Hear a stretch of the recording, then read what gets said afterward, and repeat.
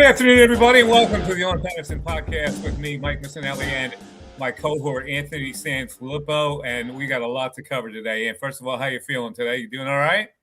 It's good to be back home, Mike, although I'll tell you, it was a lot different getting back to Philadelphia when it was 25 degrees yesterday after being down in Florida. That was a little bit of a shock. You took it tough last week. You took it tough. 7 days in Clearwater, Florida. Very, very tough assignment for you. So we're glad that you're back here, even though you missed the balmy conditions of Florida. All right, so a lot to cover today. The NCAA tournament is officially underway. In fact, I have it on in the background here. Yeah, I know we're gonna spar about this a little bit because I think it's one of the great sporting events ever. The Eagles are signing a lot of people to one-year deals, including they make a trade for a backup quarterback, Andy Dalton. The Red Flame is now probably going to be your number two, and that it's probably they did that probably just to safeguard the fact that they may trade Tanner McKee. You got the Flyers with a big win last night, and we're looking forward to your Flyers report as they hang by their fingernails in the playoff picture. And the big get today, we're going to talk to my old pal, Angelo Cataldi, the legend of Sports Talk Radio, who has been very outspoken this week on the state of sports radio and Philadelphia sports media in general. So I'm looking forward to that. Ann, how about you? Yeah, I'm really looking forward to that too, Mike, because, I'm kind of the middle group. Like you guys were the pioneers before me. Then it comes my age group, and now there's a younger group of Philadelphia media. So I'm like that middle ground. So it's going to be interesting to kind of, Yeah, you have a good perspective. If you're in the middle ground, you have a good perspective. I think I have a pretty good perspective. I know things can't stay the same. And so what we started and cultivated all those years has to change this somewhat. I totally understand that. A lot of people look at this like, well, Angelo is just an old man yelling at a cloud.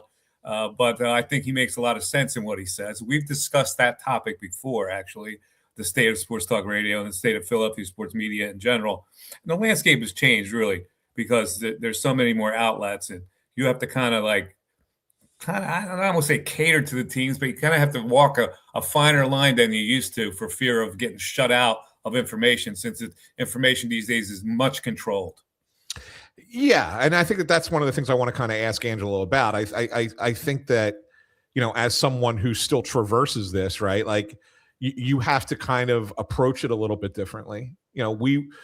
I think back then what I really loved about the way you guys covered sports, you guys were fearless, but you were able to be fearless. Like there was not going to be a pushback because that's just how it was covered back then, right? And the teams didn't push back. They didn't have their own media to control things. They couldn't put their own information out on social media. Like that didn't exist and all that, right? So it was a little bit different. And so with the teams having more control, it's not that you're afraid of getting shut out. It's more of how can I best get this information and best say what needs to be said without going full bore one way or the other. And the snag in the whole thing is corporate sponsorship. You carry a team, and they like to think that you're partners with them, and so you kind of like it's like nails on a chalkboard. Sometimes you say something, you're going to get some flack for it. We got a lot of flack back in the day, believe me, and we ignored it. And we had a program director who allowed us to ignore it. So that was the good part. We were protected a lot. But we'll get into all those issues. So let's talk some baseball issues. I know you were in Clearwater with the Phillies for none of the stars down there. So you kind of had like a week, a very different perspective week on what you were looking for down there. And then we want to get into the World Baseball Classic with Bryce Harper and all that kind of stuff. But first of all, your state of the Phillies as you were down there for a week. Yeah, I mean, I was actually pleasantly surprised, Mike. I kind of thought I was walking into a situation where you're going to, just see the same old with this team, because it's a lot of it. Let's be honest, a lot of it is the same. But not having the Harpers and the Schwarbers around, and even JT Realmuto was sick for 4 of the days that I was down there. Like, really, you only had the only regulars that were there that are, guys that have been around are Turner and Bohm and Stott. I mean, and Marsh. Those are the 4. Other than that, it's a lot of new people, a lot of new faces. Got to talk to a lot of new people. And as the week progressed, things changed in my mind on certain people. It's hard to sit here and say, spring training numbers matter, because they really don't. But for certain people, I think that there's something you're looking for and something to kind of click. So, like, for example, I look at Adolis Garcia, right? He's the guy that they brought in to replace Castellanos. And the first part of his spring was terrible. Like, his numbers were just awful, but it wasn't just that. Like, every at bat it looked like he could barely hit the ball. And it was like weak contact left, right, and center. But they've been working on changing his stance and his swing to keep it more in zone and a little bit less whippy and less chase. He's now walked 6 times. He had a 4-hit game the other day. He hit another home run today. Like, all of a sudden you're starting to see something like maybe Kevin Long found something here. I'm not going to go look into that. I don't care about the numbers, but maybe there's something that he found here in this player that is going to be a far more productive right fielder than you had the last few years. Well, hopefully he has. He did hit another home run today, which is really interesting. We got people on our text board letting us know that he hit a home run, since we can't watch the game right now. But Painter yesterday looked really good, and so that's a couple of really good outings for him this spring. Yeah, I think he's really ready to take the reins as a regular starter in that rotation. Yeah, and I think he actually might slide in. They haven't officially now. I think Rob Thompson's announcing it today, like later today. They haven't officially announced where, but I think he might actually be 4th. And the reason I say that, Mike, is because if you look at how they're lined up, right? Painter and I think Walker's pitching today. I'm not watching the game, so I can't say for certain. But I think but then you're going to have Sanchez tomorrow. So Sanchez is going to start opening day, right? Yeah. And then after Sanchez is Nola and then Luzardo. And the only reason they're doing that is to split up the 2 lefties, right? And then, so if you're lining them up by the day, Painter would then be the next guy because he pitched yesterday, right? Yeah. And then Walker would be your number 5. So it looks like Painter's going to slide into that number 4 spot, at least to start the season. Well, that's interesting, and we'll get to see him sooner than later. Aaron Nola, for what he did in World Baseball Classic, I was just flat out amazed. I mean, he was pinpoint sharp in every outing he had.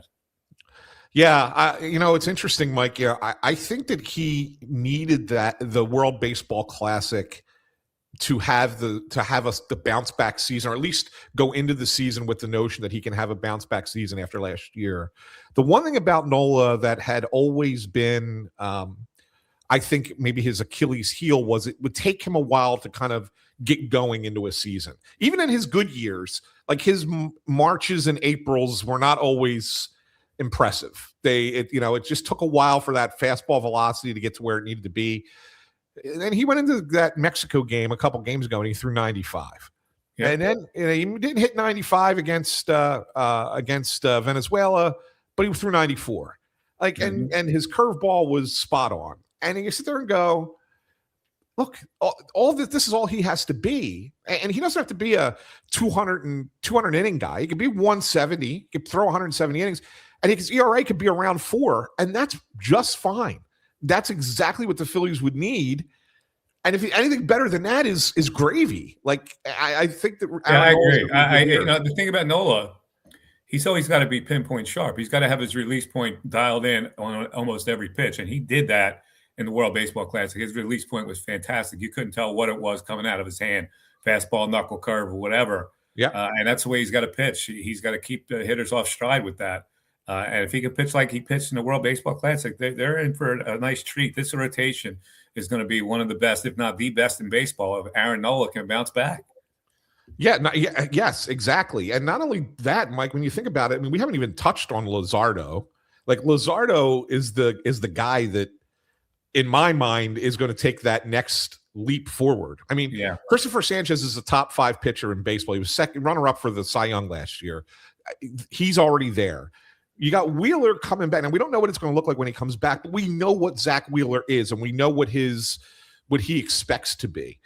If you get a bounce back out of Nola, if Painter comes in and he's at least decent at the back end, Jesus Luzardo is a guy that, in my mind, can take that jump from being a good middle of the rotation pitcher to be in contention for top 5 Cy Young, right? Yeah. Like I think he can be that guy. And we were talking to him the other day. He just got this new contract, 5 years, 100 and whatever it was, 125 million, whatever it was. And he was joking that he heard from people for the first time in 15 years after he got that contract, which was kind of funny. Yeah. But we were talking to him, and he said, he's been tinkering with his changeup, and his changeup used to be a circle change grip, which is the side of the ball, right, like that. Okay, ball. Yeah. But now he's going with a split change, so it's more like a splitter. But you bury it further back in your hand a little bit more. Claw it back here, it's almost like a claw-like grip. Yeah. And it's creating more of a downward drop to it. So a circle change was more of just a straight kind of change. Had a little bit of movement, but it was really about changing the speed from a fastball to a changeup. This grip is allowing it to dive off the table as it approaches home plate. So it really gives it some movement, not only just downward movement, and also at a different speed than the fastball, even though it looks like a fastball. So it's a pitch that's really he's been working on. He threw 25 of them in his start the other day. Out of 77 pitches, 25 changeups. Had a bunch of swing and miss on it. Weak contact on the other. Only had one hit against a changeup. It was a single. If that now becomes an additional weapon for him on top of his other offerings, man, that could be a tough pitcher.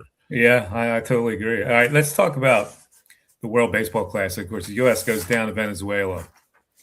It's an interesting dynamic. Before we get to the nuts and bolts, there's a lot of people have made a lot of comments about how the U.S. team doesn't seem to be having any fun, and all the Latino countries are having a blast playing this. And there's something to be said for that. But I have here's the thing about American baseball. In American baseball, you are conditioned not to let the moment get bigger than you. In other words, you have to stay humble, because baseball is a game that can always bite you in the ass. And if you're overly confident and cocky, baseball is more likely to bite you in the ass. That's the system that Americans have grown up in. Be humble. Don't you hit a home run this time. That doesn't mean you can't strike out the next 3 at bats. So put everything in perspective. I think the Americans were swallowed by that philosophy. Maybe, but the counter to that, Mike, is Team Italy, which is, let's be honest, it's the American B team, right? I mean, it was a bunch of Italian Americans. It wasn't a bunch of Italians. 26 or 28 players on that team were American. Yes, I would say a C team more than. Yeah, all right, fine, whatever. But even the star Italians are mediocre players. Well, except for maybe Pasquantino. I think he's a mediocre player. I mean, he's pretty good. He's pretty good. But even that. But those guys are American, and they're in there, and they didn't have a care in the world. They knew they didn't have anything to lose. Yeah, that's my point. They didn't have anything to lose. And they're in there, and Americans, coffee. Americans do have something to lose. That's why they're all tightened up. That's the problem. Well, we can't change that. They're the best in the world. They're supposed to be the best in the world. They're all stars, whatever, in Major League Baseball. So they're swallowed by the philosophy is don't be humble. Don't let the game beat you. That's fine. And then guess what happened? They let the game beat them. Well, let the game beat because they didn't hit. Yes. They got too tight. They tried to do too much. In baseball, it's funny because a lot of people think you could just click a switch and hit. You can't just click a switch and hit in baseball. That's what gets the Phillies every year in the playoffs is collectively. It's not that they're not up for the game. It's not that they don't want to achieve. It's that baseball, sometimes the pitcher beats you. Yeah. Sometimes. And that's what happened to the USA team. Now, I don't know why those particular pitchers beat them, but it almost like they went out as Cy Young. The Venezuelan pitchers all went out as Cy Young.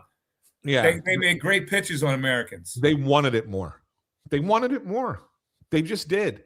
And maybe I look, and there's probably guys in that American dugout. Like I look at a guy like Kyle Schwarber, who was miserable that he lost, right? And he took the silver medal off before he even got off the field. There are a couple guys who that really bothered that they didn't win that game.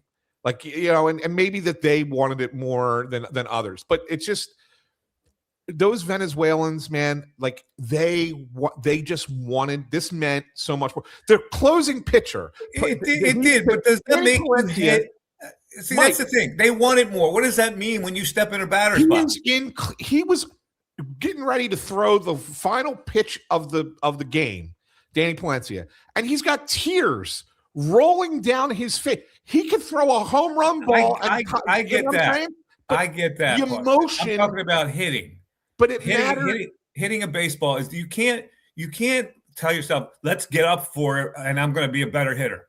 It just doesn't work that way. Yeah, in baseball. You're right. It doesn't. But there's something about when it means I don't want to say it's life or death because it's a sporting event, right? But you know what I'm saying when the stakes are as high as they are on a personal level. And for those Venezuelans, it was on a personal level that high. There's no question about it. You're talking about a team that aren't stars. They have a couple of stars. Don't get me wrong. But collectively, they go, we got this. This is our highlight. The American players, that's not their highlight. Their highlight is making a lot of money and play Major League Baseball. Yes. But again, we go back to what hitting a baseball is all about. Sometimes you hit and sometimes you don't. Look at Bobby Witt. Great player, right? Didn't hit a lick. Yep. Did not hit a lick. Now, what does that mean? Does he stink? He doesn't mean he didn't get up for it. I assure you, everybody that climbs in the batter's box is trying to get a hit. Yeah, no, he was great. He was great defensively. I mean, it's hard to say Bobby Witt didn't care because he was great defensively. Right, hitting is different than caring.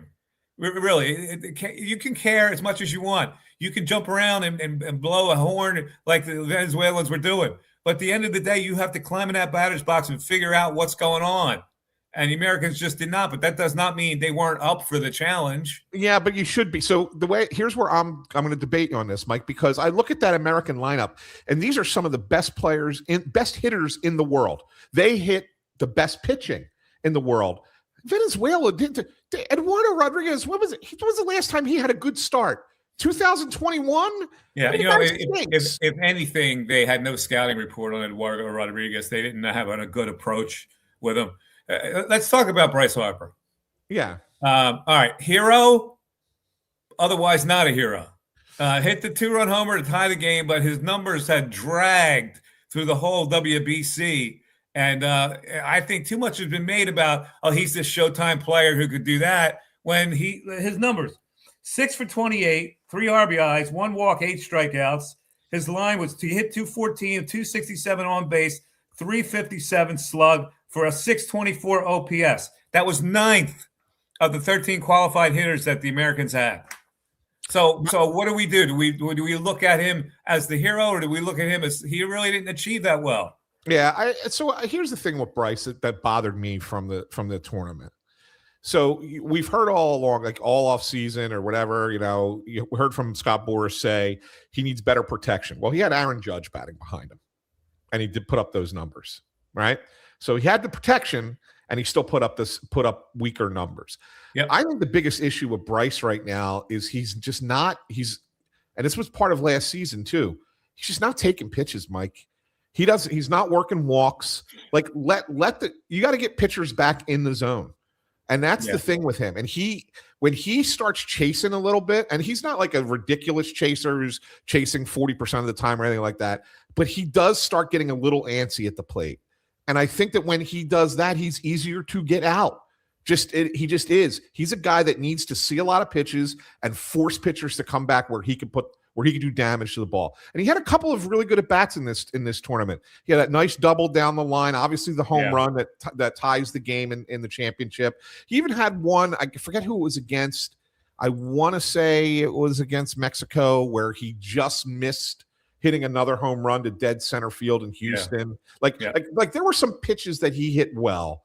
And so I don't want to kill him, but at the same time, I think that there's something there that needs to be corrected in his approach at the plate. Yeah, I agree. Listen, I know it's early.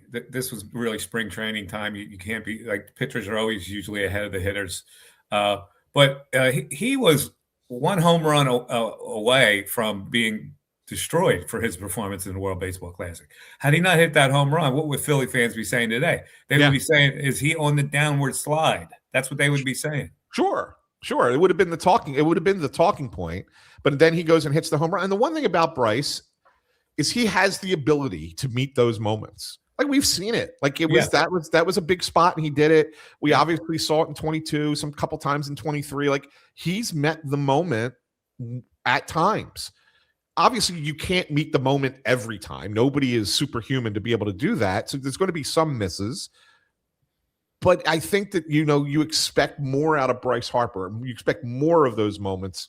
And while he has them, he probably doesn't have enough for everybody here yet. I'm worried. I got to be honest with you. I'm worried. I know a lot of people say you're an idiot for worrying about Bryce Harper. But I do worry a little bit about his consistency.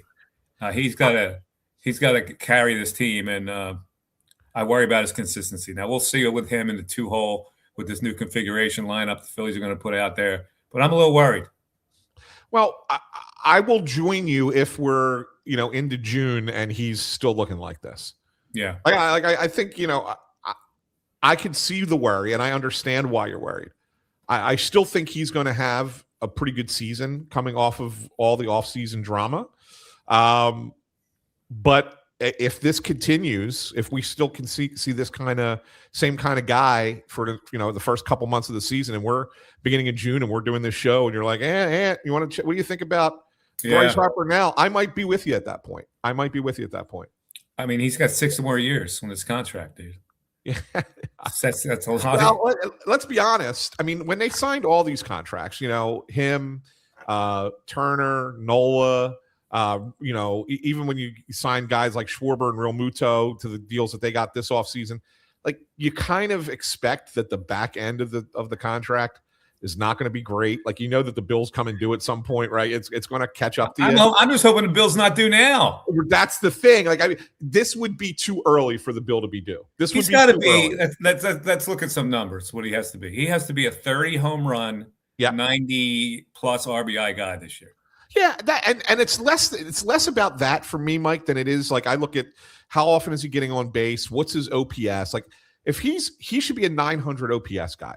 If he's in the 800s, it's okay, but it's not quite what you expect out of Bryce Harper. He needs to be on base at like a 350 clip, at minimum. It should be higher than that, but it's a minimum 350. Like those are the things that you got to look at with Bryce Harper. And if he's not giving you that, then yeah, you're right. There's cause for concern.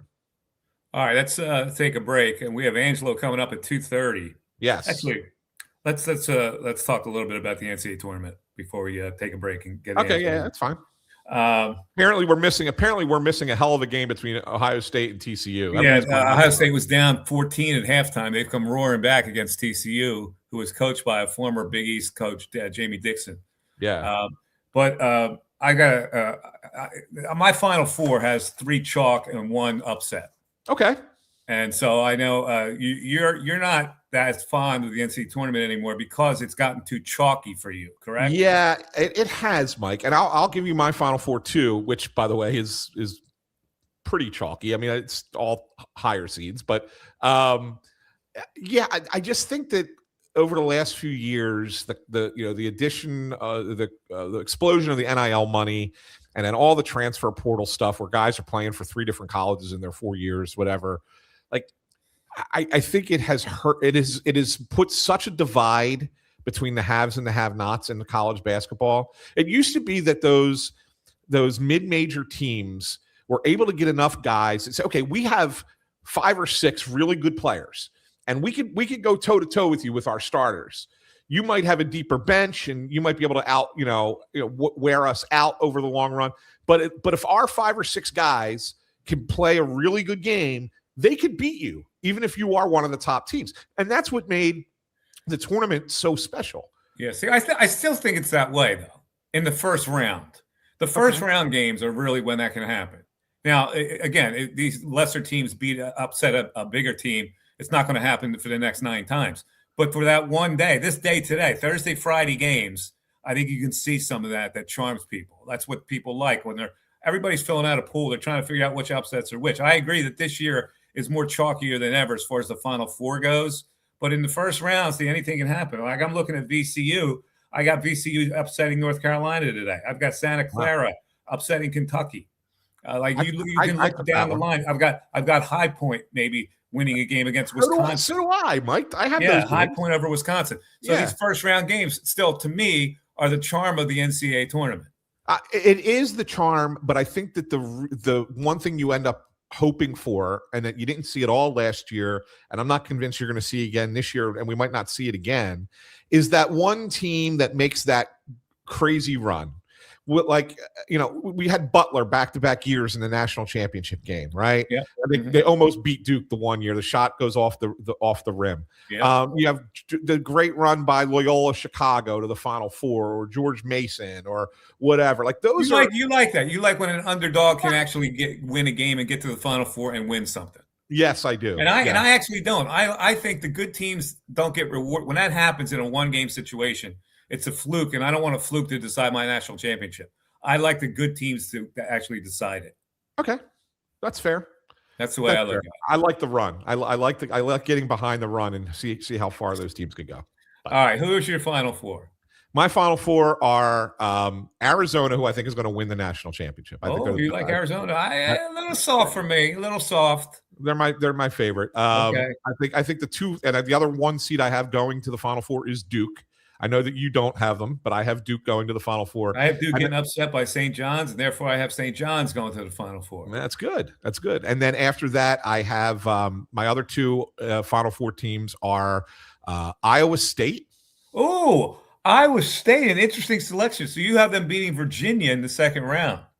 Well, they're a 2 seed, Iowa State. Oh yeah, and Virginia's a 3. So you have Iowa State beating Virginia. Yeah. Yes. Yeah. Okay. Iowa State. Yeah. They're a 2 seed. And then I have Illinois. Oh, Illinois, the team that faces off tonight against the University of Pennsylvania. Yes. Tomorrow night. Yes. By the way. No, today. It's today, right? Yeah, they play today. Yeah. How great was that kid's performance in TJ Power? TJ Power, who was ill, by the way, and is missed practice and is questionable to play for Penn. There is no chance he doesn't play. He plays. But his performance in the Ivy League title game was unbelievable. He's a pedigree player. That's why. Yeah, it was great. Went to two major schools before he wound up at Penn. Yeah, I was literally sitting in the press box in Clearwater and paying more attention to Penn Yale than I was to what was going on the field. You got Illinois going to the Final Four? I do. Oh, all right. And then Duke and Arizona winning the whole thing. I got VCU upsetting Illinois. I've got a High Point upsetting Wisconsin, but then losing to Arkansas. Yeah. But I have UCLA beating UConn. Wow. In one of these games in the second round. The second round is the telling round. First round, you can go through. You try to pick an upset. You try to pick a 14 over a 3. But the bottom line is the second game is what gets a team that is going to upset somebody. Yeah. Like, for instance, Villanova. Do you think they can beat Utah State?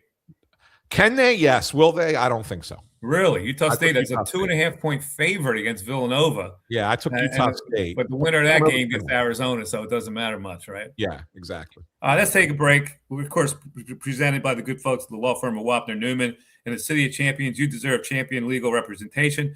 Wapner Newman is PA and New Jersey's premier medical malpractice and injury attorneys. Call 215-569-0900 or check them out online at wapnernewman.com. We're back after this. Angelo Cataldi to join us right after this. Hi, it's Pete from Chicky and Pete's. Come join us for happy hour weekdays from 4 to 6. Enjoy half-price orders of Chicky's wings, delicious pizzas, scrumptious hot, cold, or fried shrimp, jumbo soft pretzel with a trio of tasty dips, plus $3 domestic bottles, $6 Tito's, and $6 seltzers. Come join our happy hour weekdays 4 to 6. Come taste and enjoy. Only at Chicky's and Pete's. Payroll Service Solutions was established in 2001 to cater to the payroll needs of small to medium-sized businesses. Payroll Service Solutions offers unparalleled customer service while they deliver a complete and accurate payroll. When calling Payroll Service Solutions, you will never be put into a voicemail or go through a series of prompts to get to a person. All customer service representatives are extensively trained to handle all of your payroll needs, therefore saving you time. They value each and every one of their clients. No account is too small. Call Payroll Service Solutions today at 1-866-PAY-EASY for a no-obligation review of your payroll needs. That number again is 1-866-PAYEASY. Payroll Service Solutions. The Peruzzi Automotive Group on Business Route 1 in Fairless Hills is looking for auto techs, all skill levels. Here's a chance to work for a locally owned family business that offers many benefits. For more information, call the service director, John Damarodis, at 215-943-6200. That's 215-943-6200, or visit any Peruzzi service department. The Peruzzi. Your house isn't just a home. It's a powerful tool that allows you to do more. With the Penn Community Bank Home Equity Loan, you can unlock your home's potential to finance whatever life throws your way. Receive reliable funding with fixed monthly payments to tackle home projects, consolidate high-interest debt, or cover big expenses. Take advantage of annual percentage rates as low as 5.24% today. Visit PennCommunityBank.com/home equity to get started. Penn Community Bank, here we grow. Terms and conditions apply. Ask for full details. Member FDIC, Equal Housing Lender. All righty, it is the On Pattison Podcast with me, Mike Misnelli, and Anthony Sanfilippo. We're awaiting No, he's here. I'm going to bring him on. Yeah, bring him on. Pop him on, ladies and gentlemen. The legend himself, the great Angelo Cataldi. There he is with his jersey in the background. Hello, Ange. How you feeling today? I'm good, Mike. Hi, Anthony. Good to see you guys. Good to see you too, Ange. Good to see you. Now, I tell you, every time you talk, you make news. And apparently, when you called out the Philadelphia sports media, people reacted on one side or the other. You actually used the P word to describe Philadelphia sports media. Yeah. They didn't allow me to use that word when I worked at WIP. So no, you can't say that word on podcasts. You could not say that word. So what led you to say those words? All right. First of all, I was on with Howard Eskin. So, stop the presses, Mike. Two old codgers are sitting around saying how great the world was when they were in charge. You know, and that's what people are saying. The people that are anti-Ange are saying that. Yes, of course they are, and they happen to be correct. All right, you are witnessing a dinosaur. I'm not including you in that, Mike. You got a lot left in your tank. My tank's pretty empty. All right, but I'm like a T-Rex, but with a C. C-Rex. That's me. I'm the dinosaur. But I'm just as a fan, just observing now, 3 years after I retired, it just seems to me that the way the media in Philadelphia approaches sports now is not quite as critical as it was in our day. And I, as a fan, I'm offended by that because they're not really part of the job of the media. To me, with a journalism background like you, Mike, is to hold the people in power accountable. They're not accountable in Philadelphia anymore, with the two exceptions. One's my old partner, Reuse. She's still laying them out when they're not getting their job done.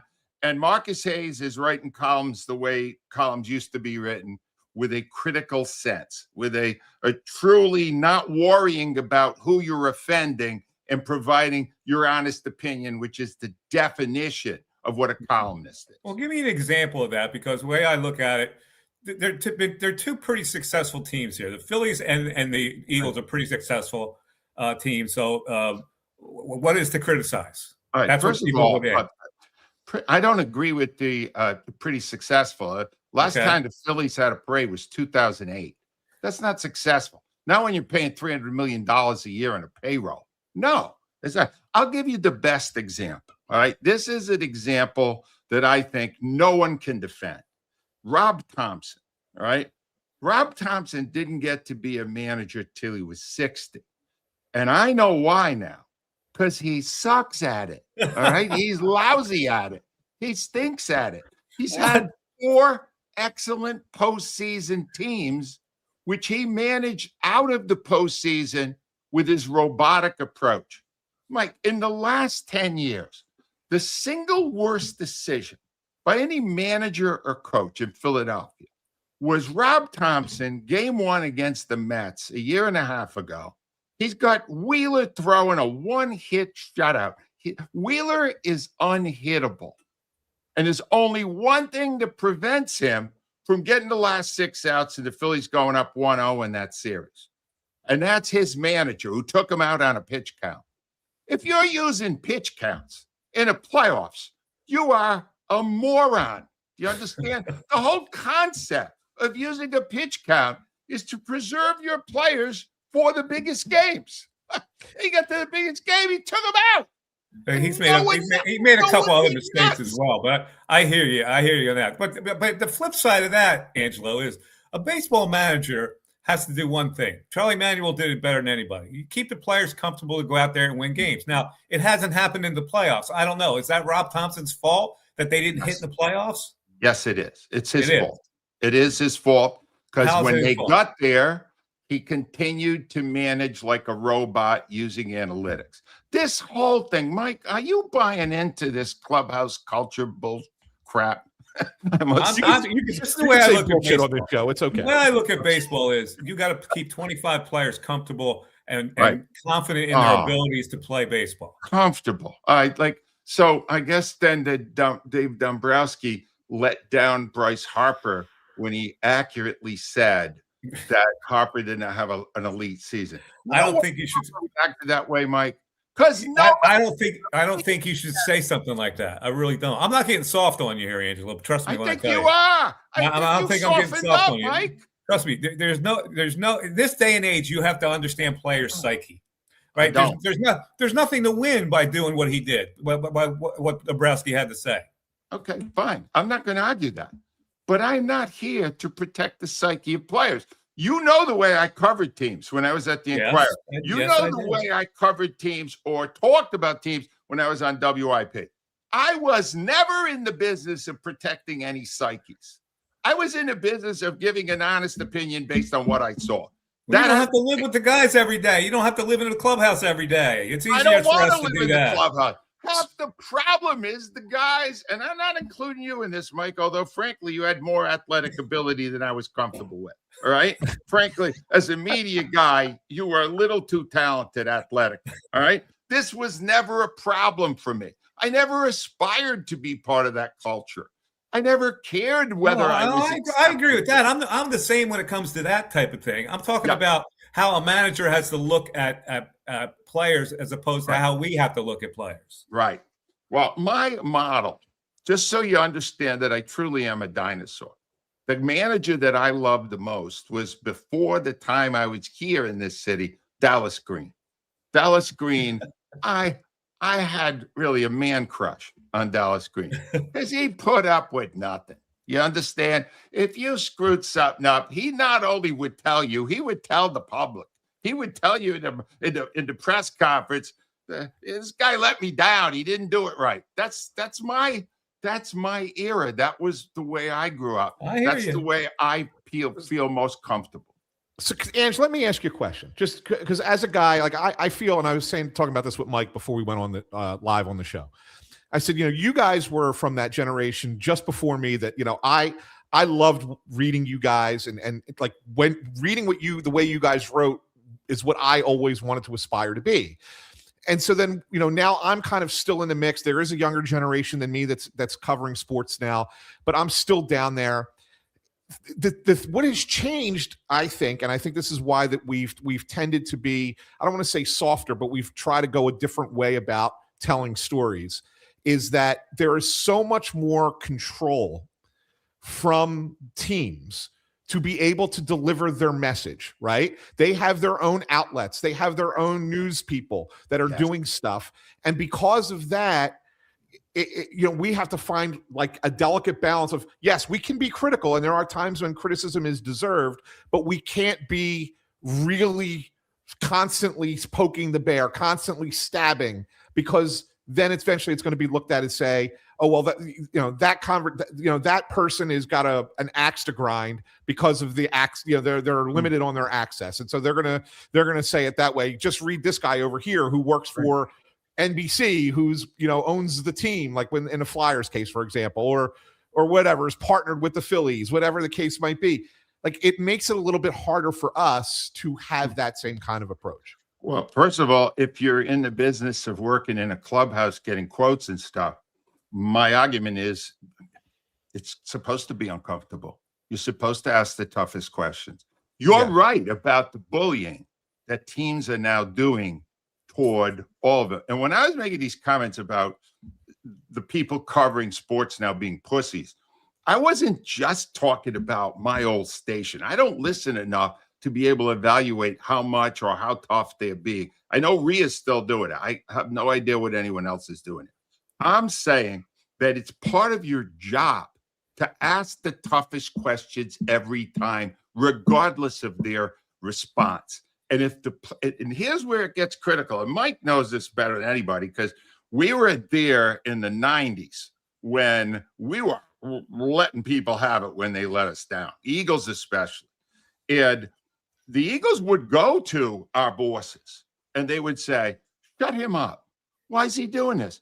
I mean, Jeff Lurie at one point wrote a letter to Paul Tagliabue and said, next time you're doing something with CBS, which owned our radio station, make sure you get a jerk like this off the air. You don't want this guy out of the air. He's not being nice to us, and we're your business partner. Well, guess what?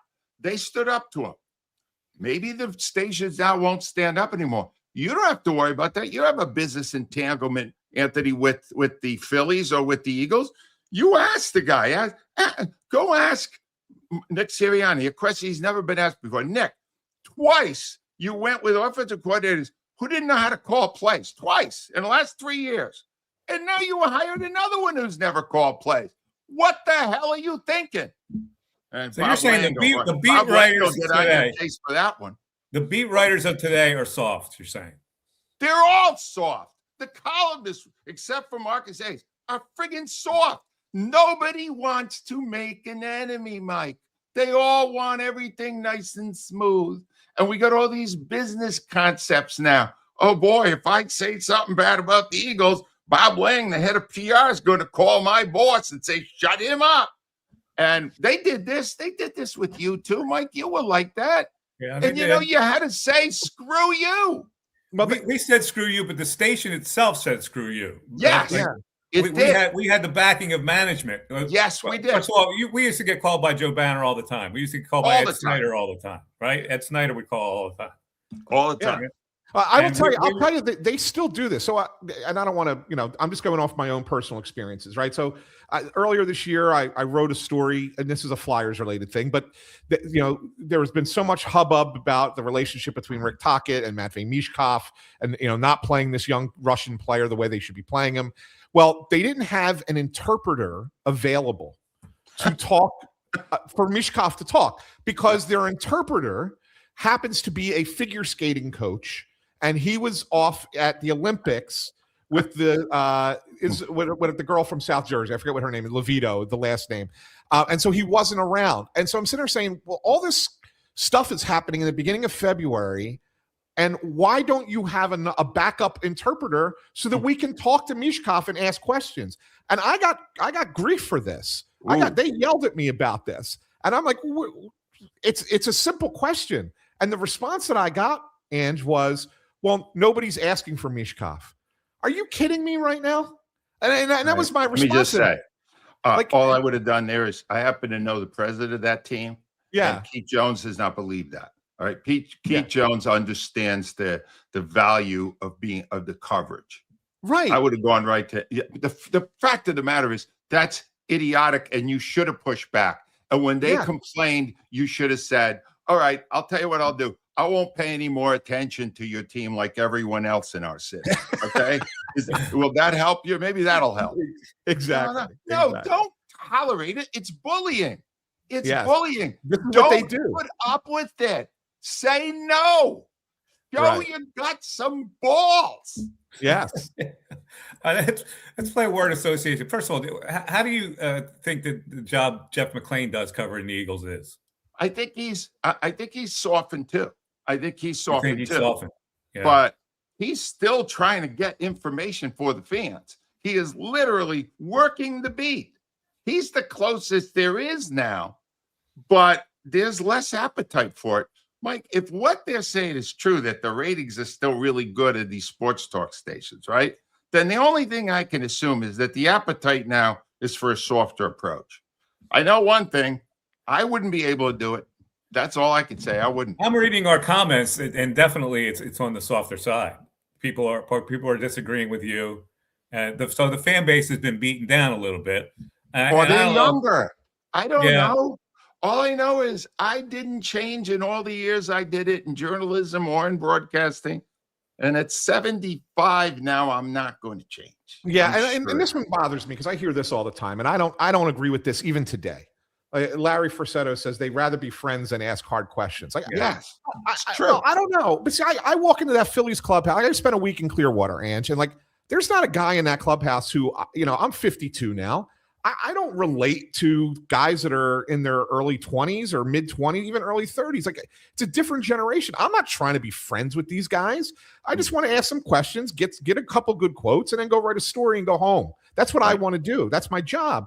So I don't necessarily, and I look around the beat, and I don't think that there are guys, especially on the Phillies, I don't think that there are guys on the Phillies who go in there and they try to be friends with the players. I don't get that. Well, then explain this to me. Why did it take the general manager to point out that Harper had a lousy season and nobody in the media? Well, nobody in the media did it. No one did. He was quoted that way, but I think that we all, at times during the season, as it was going on, were like, something's not right with Bryce, or Bryce isn't the. Why didn't you go up to Bryce and say, Bryce, how do you feel about the season you're having? Yeah, that's called journalism. Yeah, get him on the record saying it's not what I hoped for, because it wasn't. Look at the numbers; it wasn't. No one's doing that anymore because it's too damn negative. And if that's what the public wants, that's what they're going to get. But I grew up, and Mike was here in an era when the Daily News in the 80s, they had one columnist after another to put up with nothing. Stan Hochman attacked every day the owner of the Eagles, Norman Brayman, bottom line Brayman. Those guys saw what their job was far differently than what people do today. Again, there was less winning back then. There was, that's not the reason. That's not the reason. There was less winning. No. When you win, you covered.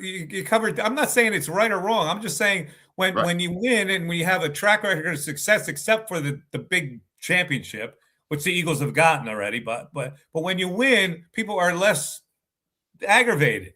Yeah. All I know is this: the Eagles won all the way to the Super Bowl in 2004.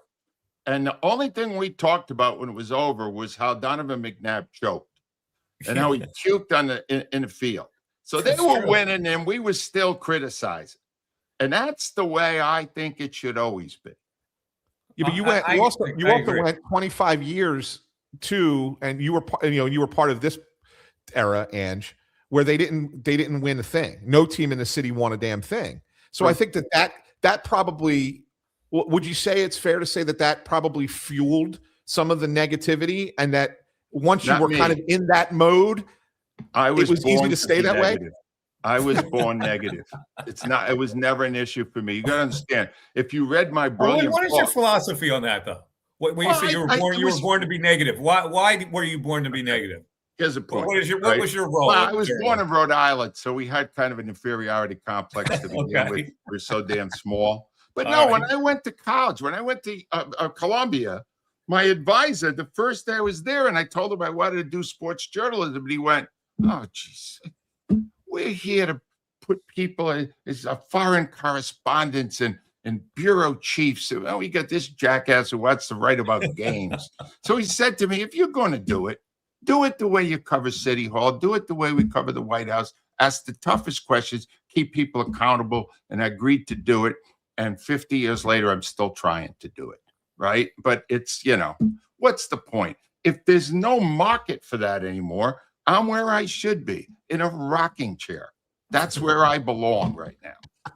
But I'm not going to change, and it still nauseates me to see all these pussies trying to cover sports now and befriend the people they're covering. I agree to a certain extent. A new era has come along with sports journalists where they're just happy to be there. And nobody breaks stories anymore, Ange. When you covered the Eagles, you had to break a story. Now everybody's got to wait for Adam Schefter to break a story, and then they write about Adam Schefter breaking the story, which I don't understand. How could you be covering a beat and not be in on inside information? Well, here's the thing on that, Mike. To be the guy that's breaking all these stories, you understand he has to trade something in return, and that is, I'm going to protect all these people that are giving me this information. Yeah. Therefore, I cannot provide any longer an honest opinion on a lot of stuff because I'm counting on these people to do my job for me. and call me and say the Eagles just signed Andy Dalton, whoever, and it's a different way of doing it. It's not real journalism anymore. We had to work to get a story. I still think that old format, that was the better way to do it because it was honest. Now you're trading stuff. I'll tell you what I think is, these national guys like the Adam Schefters of the world, what they have become is they've basically become information traders, right? So in a sense, the teams are using them to find out information about other teams. Yep. And, oh, by the way, here, I'll give you this nugget. And so that's really what it's become. Whereas back in the day when you were a beat reporter and you were working hard to get a story, there was no national guy that was going to get that story before you, right? I mean, so it was a little bit, it was a race to see who can dig the deepest, but now it's just handed to these national guys. So it's harder for us on the local level. Right. And they did it so they could have more control. Yes. All of it is your original point, Anthony, that the teams now more than ever are trying to control the message. But from my era, the journalist is supposed to ignore that message and get to the truth. All right. And so let's play a little word association game with you. This is always fun. I love to do this with you. Nick Sirianni. Overrated and about to hit the wall. Ooh, bad season for the Eagles, you see? Yeah, I am because, I mentioned one reason now. He's got another guy there calling plays who we don't know if he can do it or not. Sirianni's such a moron, all right? And I'll just say, Mike, I got to interview a lot of people in the time in journalism and in broadcast. I got to interview every coach after games for years and years. Nick Sirianni is not in the lower half intellectually of the people that I interviewed. He's in the lower half of the lower half, bottom 25%. All right. He's not very smart. Remember his first news conference? Oh, yeah, I remember it. That was Nick Sirianni before he had been totally rehearsed by the PR department to cover his moronic thoughts. He doesn't know what he's doing. He's got an amazing record. He does. Why does he have an amazing record? Because he's had the best roster in the NFL for the last 4 years, minimum. Okay. The best roster, including last year. They had a better roster than the Patriots. They had a better roster than the Seahawks. They didn't win because they had Kevin Patullo making play calls. All right, that leads me to my next name, Howie Roseman. Howie Roseman, the best GM in Philadelphia sports history, having a terrible offseason right now. Okay. Josh Harris. Mike, let me demonstrate the depth of my knowledge. All right. So I'm celebrating a birthday last week. Gail says, I want to go to a sports event. All right, what's coming up? Oh, the Sixers. Let's go to see the Sixers, right? I went, let's pick Sixers Nets. It's a nice afternoon game. We'll take all the grandkids. Sixers ended up with no starters available to play versus the Nets, who were trying very hard to lose. One of the worst sports events you could ever pick. All right. I that day made Joshua Harris $1,000 richer. Right. I gave him a nice big check for $1,000. He's the biggest carpetbagger, the biggest bloodsucker who has ever owned a franchise in Philadelphia. Ever. Oof. All right. Bryce Harper. Wow. Bryce Harper is mirroring the media right now. He's getting softer. Bryce Harper shouldn't be reacted to the GM saying he didn't have a great year when he didn't have a great year. He should be tougher than that. He should be way tougher than that. And frankly, 8 years into his 13-year deal, Mike, I don't see any rings. That's the ultimate definition of whether he will have been a successful star player in Philadelphia. Right now, he's got nothing. And he's not going to get anything this year because he's got the same robot managing the team. So to me, right now, stand up and do it or shut up. It's time. All right, You're all making right. $330 million. So you didn't like that not elite T-shirt he wore? Yeah. Not elite. Oh, that was charming. So clever. All right, Jalen Hurts. Jalen Hurts is, I'm sorry, I love him. Jalen Hurts right now, other than Howie, is the smartest man in the Eagles organization. I think he's smarter than the owner. He's smarter than the owner's son, who's gaining more and more control, which is not a good thing for the Eagles. He is definitely smarter than the boss, Nick Sirianni. He's definitely been smarter than all the offensive coordinators. He gets a new one every year, smarter than all those guys. And he's got to overcome every year all these dumbasses surrounding him. I love Hurts. Hurts got me to 2 Super Bowls, and he did it with the only 2 years that he had offensive coordinators that knew what they were doing. I didn't expect that answer. All right, let's go with the Philadelphia Inquirer. Wow. Does it exist? Is it still there? I don't know. It's probably, I guess I would say it's a carcass, but they haven't held the funeral rites yet. It's pretty much dead, the way I know it. Read it And every don't day? leave out Joel Embiid. I don't know if you leave All it. right, all right, let's go back. Joel All right, let's Embiid. go. Instead of Joel the Inquirer, let's Embiid go to Joel Embiid. The biggest bust in Philadelphia sports history. Woo. At the end of his 13 years, he will make, ready for it, more than $500 million. And he hasn't sniffed a conference final yet. What a And he's not going to do it this year either. Soft. This is soft to the nth degree. The softest player of Philadelphia that I ever remember either. And you got any? No, I was really enjoying where he was going with the Inquirer one. You jumped off it quick. It's not what it was. It's not. I know it isn't, but I mean, at least pretend. Yeah.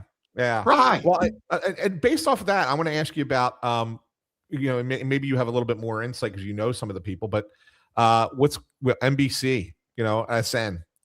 Where do you think that they have gone as far as? I mean, you used to have a show there.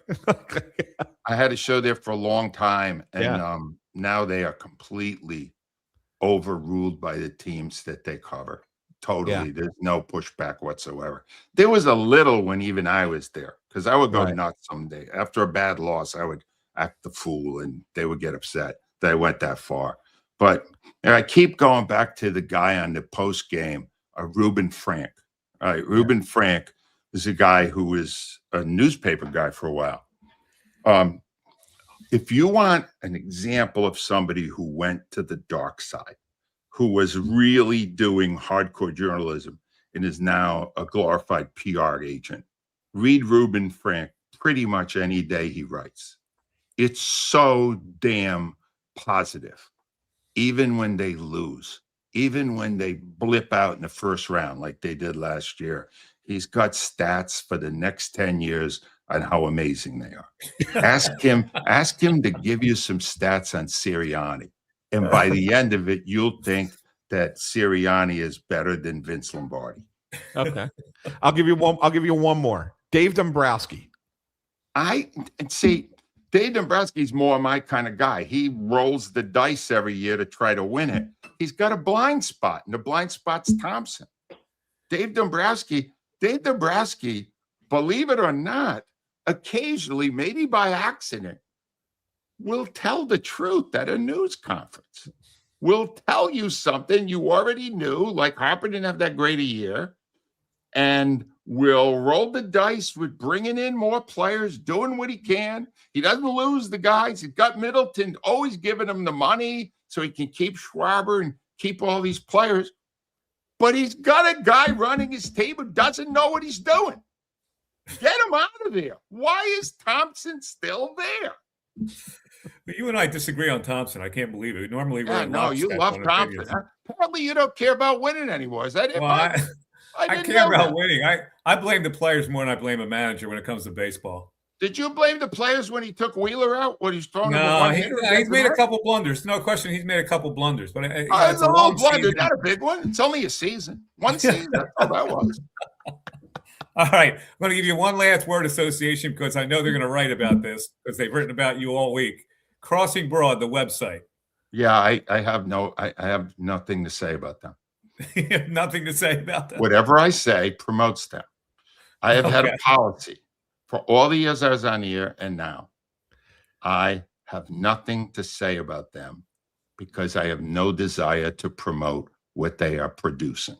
That's fair enough. That is fair enough. And Mike, and I can tell you, I can confirm this because there was a time, as you know, when I worked there and I tried to get Ange to come on the show and he refused to come on. And when I ask Ange to come on our show, no problem. He comes on our show to do for On Pattison, which is not Crossing Broad. So, well, I didn't know at the time Mike had softened up himself. I'm not coming back. This is it. No, I'm not. I didn't even bring up the Sixers or the Flyers, Steve. So we'll talk about that another time. Ange, listen, we appreciate you coming on. Thanks you so much. It's good to see you again. Thanks, Ange. Appreciate it. There's Angelo Cataldi. And I know Crossing Broad's going to write about what he said about Reuben Frank. There's no question about that. Right? All right. Let's take a break. We'll come back with a quick segment to wrap this baby up. We are sponsored by Wapner Newman. If you find yourself on the injured list, get help now. Call Wapner Newman, PA, New Jersey's premier medical malpractice and injury attorneys. The number's 215-569-0900 or online at Wapner Newman. That's WAPNERNEWMAN.com. The On Pattison podcast continues. We'll look at the Flyers after this and a little bit of the Eagles news coming up after this. They signed a running back today as well. We're back after this. Your day-to-day life is hectic between having to pick up the kids, make dinner, the countless other tasks that you got to get done. Rob's Automotive and Collision is there to make your life a whole lot easier. Make sure you take advantage of their spacious waiting rooms, the large flat-screen TVs, complimentary coffee and muffins, and free Wi-Fi. So even when you do have to stop, Rob's is there to make you feel right at home. Give Rob's a call today at 215-826-9200 for any of your auto repair needs. This is Tommy Green from the 1993 National League champion Phillies. Every champion needs a good game plan. BCWSA and I want to make sure you have a game plan when it comes to conserving our most precious resource, water. Whether you're washing dishes, brushing your teeth, or watering your garden, there are ways you can save water and save money. Visit bcwsa.net for tips on conserving water. BCWSA, proven. Your house isn't just a home. It's a powerful tool that allows you to do more. With the Penn Community Bank Home Equity Loan, you can unlock your home's potential to finance whatever life throws your way. Receive reliable funding with fixed monthly payments to tackle home projects, consolidate high-interest debt, or cover big expenses. Take advantage of annual percentage rates as low as 5.24% today. Visit PennCommunityBank.com/home equity to get started. Penn Community Bank, here we grow. Terms and Hi, it's Pete from Chicky and Pete's. Bring your party to Chicky and Pete's. We can handle groups of all sizes at our locations across the Delaware Valley. Big parties, small parties, company parties, family parties, get-togethers with friends. Order off the menu or our special catering options. We can do it all, including coming to your home or office or special Play 2 party packages at our South Philly location. Book your party today. Hurry, the space is limited. Visit chickyandpete's.com for details. Chicky and Pete's is official caterer of the Philadelphia Eagles Touchdown Club and a proud partner of the Philadelphia Eagles.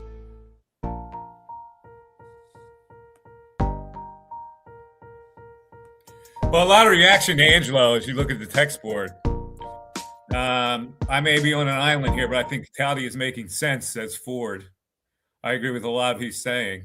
This one, the Neil Deaver, 3045, Cataldi's over-the-top criticism comes off as contrived to me, either contrived where it's based out of ignorance. So back and forth with this. Marcus Hayes, while sometimes good, writes contrived articles for clicks. I'm surprised he did mention Marcus Hayes, who does say stuff. Yes. But it's so far out there sometimes that you can't take him seriously.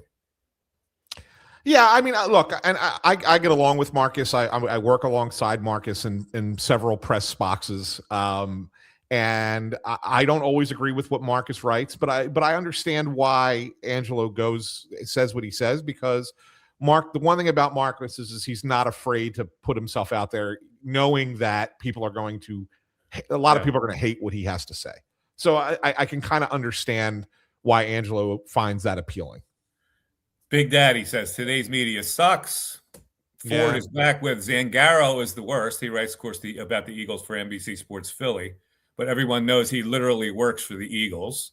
See, this is the kind of thing that the line gets blurred sometimes when you're trying to cover. Mike, I get it all the time. Listen, my hockey podcast is, I have a partnership with the Flyers, so we are a licensee of the Flyers.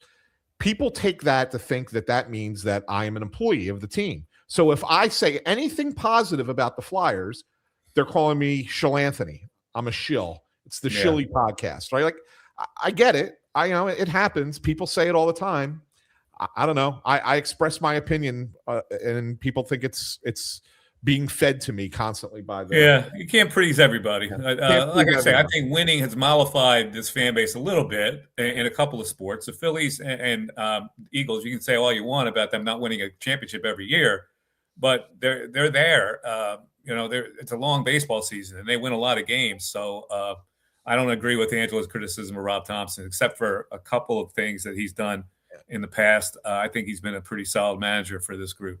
I'm with you, I'm a big Rob guy as far as how you manage a group of people. We've had this discussion before, right? A coach coaches, a manager manages people. Like I think that's the difference in the name. Yes, have there been things in game where I sit there and go, Rob, what the hell are you doing? Yes, 100%. Happens a lot. That happens with any baseball manager. But as far as managing a clubhouse and managing the personalities and managing a $300+ million guys, people don't look at that. And I didn't mean to say that because Angelo doesn't go to the clubhouse, he doesn't see it. What I'm saying is the clubhouse has to be a place where players have the most confidence that they can do their ability. And if a manager gives you confidence and puts you in a lineup in a certain spot, he believes in you, you take that out to the field and you're more apt to play better than not. That's the way I look at it.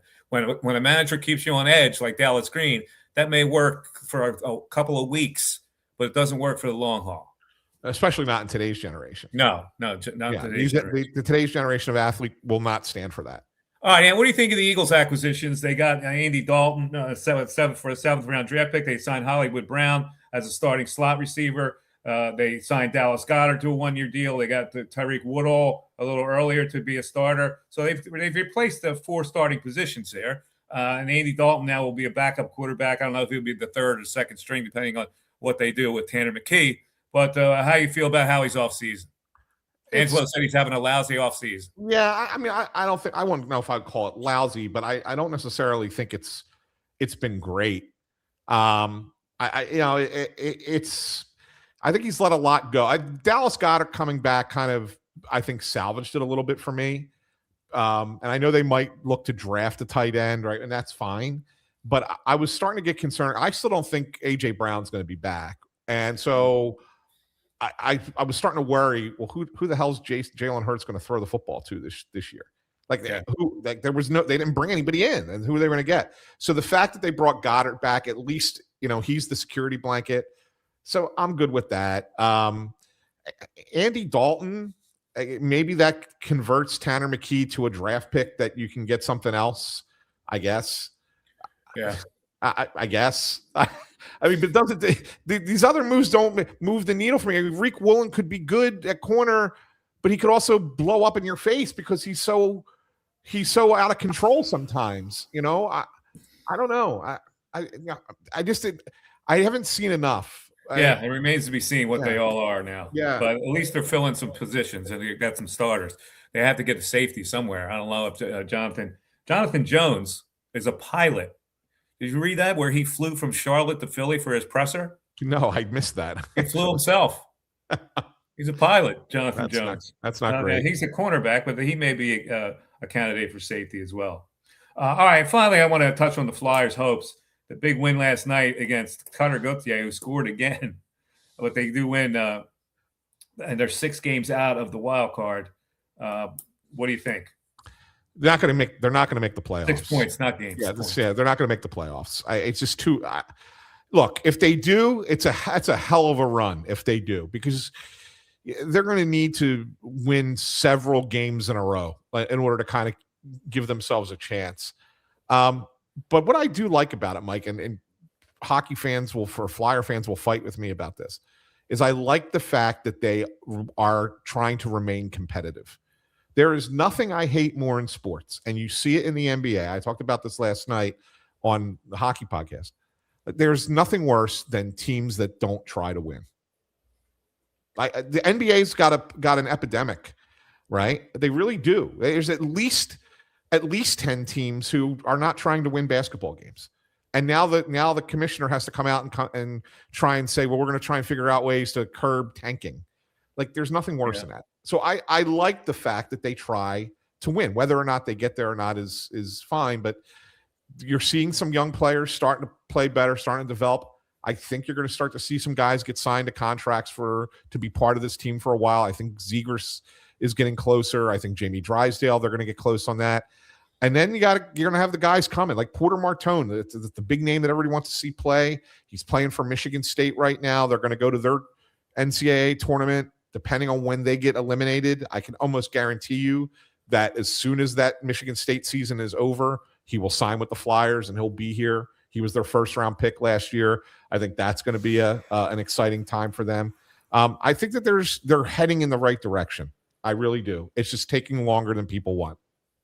All right. Sounds good. As far as the Sixers go, they are now looks like they're in 9th place. They're a game and a half behind the Magic for the final spot. They lost to Denver. They play at Sacramento tonight and then at Utah. So a couple of games they should win. Hey, by the way, Joel Embiid has been upgraded to doubtful. Oh, he's up. Wow. I mean, maybe he plays in one of those games. I play him against Utah. If he's doubtful, I wouldn't play him against the Sacramento tonight. I'd save him for Utah on Saturday where he can feast. Yeah, it's probable. That's a probable thing. It's probably a good read by you about what. Yeah. All right. Last thing. The NBA wants to expand. How do you feel about that, Mike? This is the point I was just making. Like, it's only going to get worse. You don't have enough talent in the league now to fill out these. There's so much of a gap between the haves and the have-nots in the NBA, and now you want to expand it more. Like, it's nuts to me. Like, fix what you have before you start adding even more teams. It's only going to water it down more. I don't know. I think it's crazy. I just think it's crazy. We try to update people on the scores in case you're not watching right now. The scores for the games. Did Nebraska win? Wisconsin is beating High Point by 3 points in the second half. That's our upset special. Louisville is smoking South Florida. And let's see. Troy lost. Nebraska pounded Troy 76-47. And TCU with a 2-point victory over Ohio State. Yeah, that's a good one. Early games. Yeah. All right. I think that's going to be Siena's up 2 on Duke, by the way. Early. They're up Siena early on, upsetting Duke. The one last thing I wanted to ask you about, Mike, and I don't know if did you happen to see? I texted you about it. Did you happen to see the article that Jason Stark wrote about the new rules in baseball? Yes. Second base is going to be a little closer now. So think about this for a second. Yeah, that's been wrong the whole time. So it's been complete. And first of all, I never knew this. I found out this rule or this dimension when I read Jason's column the other day. All right. Mm-hmm. If you would have asked me, I would have told you it's 90 feet between every base. Yep. But it hasn't been. Second base has always been just short, but it's also not in the corner of the, like if you put out a napkin on the table and you think the corners are first and third and home, you would think that the second base would sit at that top point in the diamond, but it actually sits halfway above the top point in the diamond. Yes, it does. So now they're going to move it. They're doing this in the minors, not major league. They're going to test it, but they're moving it in so that it's on the inside part of that diamond. But here's the thing. They expanded, if you remember, a couple years ago, the size of the bases to try and encourage more base stealing. Right. So now if you take the increased size of the base and then where they move it, you're in essence are moving the second base about 1.2 inches closer to first base than it had ever been before. Yeah. Catcher's pop time's got to increase now. Time's got to be pristine. That's going to change the game. It's going to change the game. Definitely. It's going to lower JT's percentage of throwing people out. I can tell you that. Yes. Plus you're only now one engagement, one and done now. I don't know if that will stick. You don't think? I don't know if that will stick. Try it out. They want more base stealing. That's the way to do it. Yeah. And then everyone's talking about eliminating the batter timeout too. I don't know if that's going to work either. Yeah, no, let the batter have a timeout. You need a timeout every now and then. Yeah. All right. Now, by the way, XXX-RC6 Court says Ted Williams never won a World Series. This is true. It is true. Also said that Albert Pujols didn't win anything with the Angels either. So there you go. Yeah. You could be a great player and not win. 25 guys on a baseball roster. That's right. With Anthony Sanfilippo, I'm Mike Missinelli. This has been the On Pattison Podcast. We hope you enjoyed it. We hope you enjoyed Angelo. I'm guaranteeing you're going to read about what he said on this show tomorrow somewhere, right? Awful announcing, crossing broad. Somebody will have it. Somebody will have it. Yeah. Have a great rest of the day. And all you people out there, have a great rest of the day. Thanks again for watching and listening. You can get this on all our podcasts, Apple, Amazon, Spotify. Just check it out if you want to listen to it again. All right. For Anthony, I'm Mike. Take care, everybody. Bye-bye.